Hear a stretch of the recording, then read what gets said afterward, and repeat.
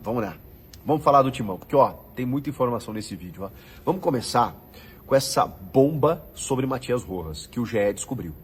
O Rojas, cara, é impressionante. Ele é óbvio que assim, aqui nem vou fazer nenhum julgamento sobre o comprometimento dele, o comportamento dele, que foram inaceitáveis desde que ele chegou. E eu até citei ele no vídeo quando falei do Rodrigo Garro, né, que o Corinthians estava fazendo uma proposta para o jogador, né, do Tajeres, para meia habilidoso, canhoto, aquela coisa toda, né, para não se tornar um novo Rojas, né, que é a preocupação. E até citei, calma, gente. Pô, às vezes tem adaptação, né? O cara não entendeu ainda o que é Corinthians e acho que falta alguém chegar nele e dizer, irmão, vamos acordar. Ó, aqui é o Timão, as coisas funcionam dessa forma. O Mano Menezes já deu letra em coletiva sobre isso, mas sei lá, está faltando. Bom, ou se já falaram com ele, aí fica difícil mesmo, né? O cara não acordou para a vida mesmo, mas ainda tem uma temporada, depois de uma pré-temporada. Então, assim, eu tenho expectativa que ele ainda vá corresponder. Agora, vem essa informação que nada tem a ver com isso, tá? Porque aí a gente está falando de falta de pagamento de algo que o clube deve. Ninguém obriga o jogador ou o clube a assinar por determinados valores. E se o clube se comprometeu a pagar, tem que pagar.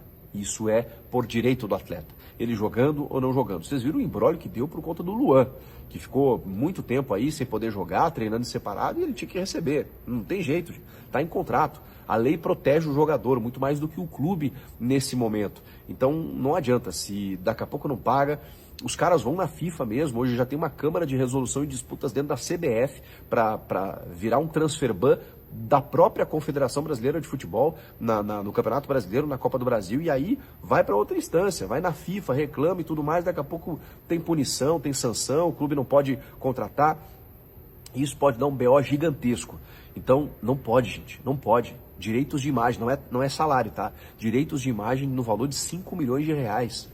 E aí o jogador, que acho que realmente não está, e aí é um julgamento meu mesmo, uma impressão que eu tenho, não está muito comprometido com a causa mesmo, ele não quer saber. Está indo na FIFA podendo pedir rescisão de contrato.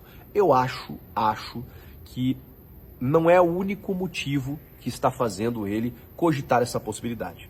Deve ter informações de que a comissão técnica está descontente com ele com algumas coisas, deve, sei lá, não ter gostado de alguma coisa, de alguma situação, deve ter se arrependido, não sei.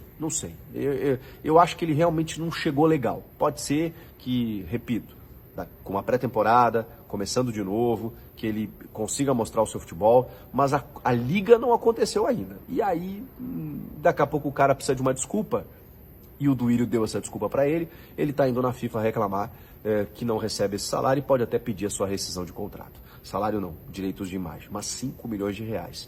O Corinthians está esperando uma parcela do Nottingham Forest pelo zagueiro Murilo, no valor de 30 a 35 milhões de reais, para quitar algumas pendências que tem com o elenco atual, inclusive. Jogadores que até já foram liberados, Renato Augusto, Gil, Juliano, que têm pendências a receber. Tudo isso ainda dentro da gestão do Willian Monteiro Alves. Meu Deus do céu. Ou isso vai cair no colo do Augusto, e o Augusto vai ter que resolver a partir do dia 2.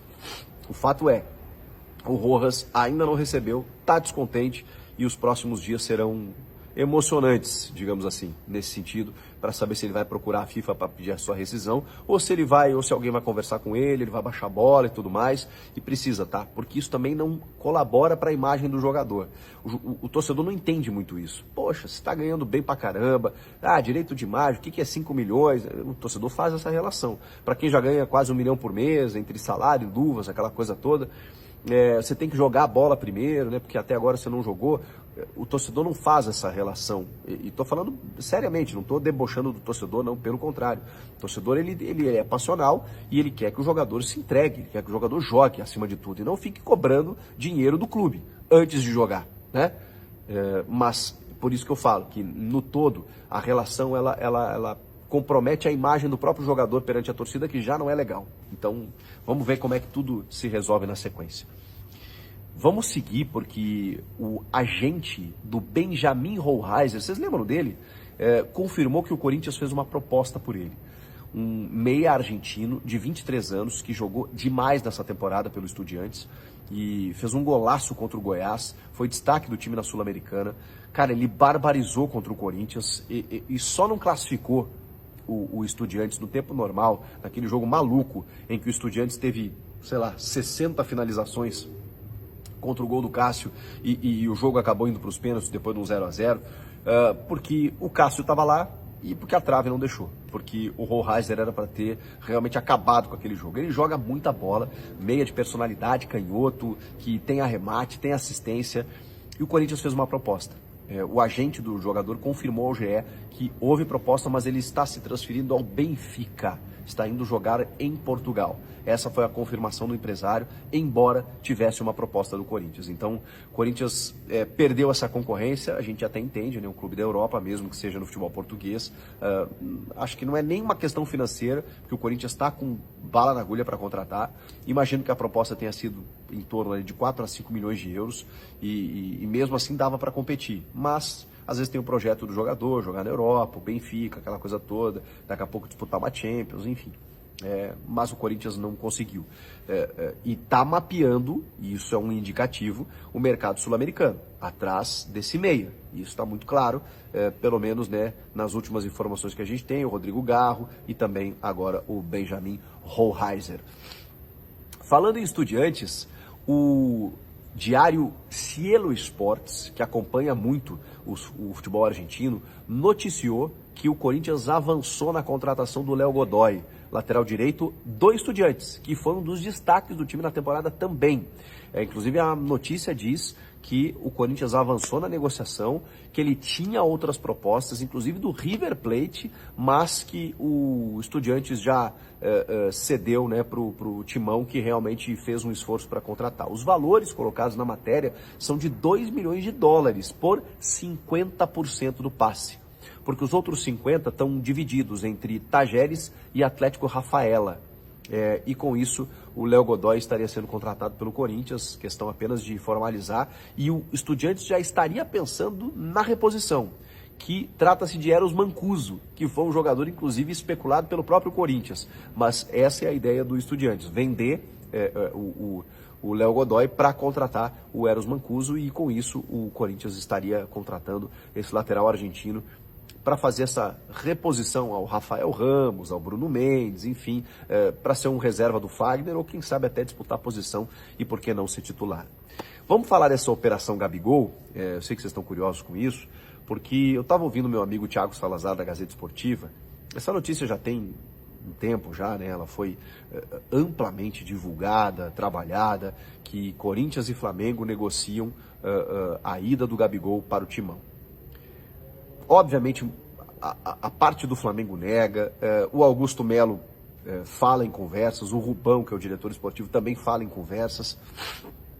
E o Salazar, ele traçou um panorama muito interessante, e aí vou trazer aqui para vocês, de que sim, o Corinthians não desistiu, o Corinthians quer o Gabigol, o Corinthians tem convicção de que pode convencer o Gabigol e vai apresentar um projeto ao jogador, para que ele seja a estrela do time, para que ele ganhe o salário top do elenco, que talvez seja até menos do que ele ganha no Flamengo, porque o Flamengo tem algumas dívidas com ele, que na composição acabam tornando o seu salário superior a 2 milhões de reais.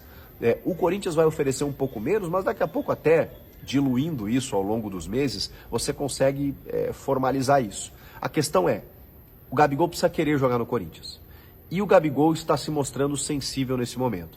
O Flamengo precisa querer liberar o Gabigol, e o Flamengo já topou conversar. A questão é que, publicamente, o Flamengo não quer essa marca de liberar o Gabigol.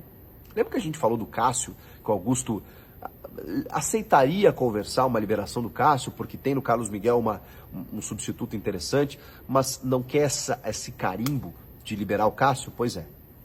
A gestão Rodolfo Landim, com o Marcos Braz, o Bruno Spindel, eles não querem esse carimbo de liberarem o Gabigol, ainda mais para um rival, digamos assim, né, pelos principais títulos, porque o Corinthians pode se fortalecer muito, ainda mais na figura do Gabigol.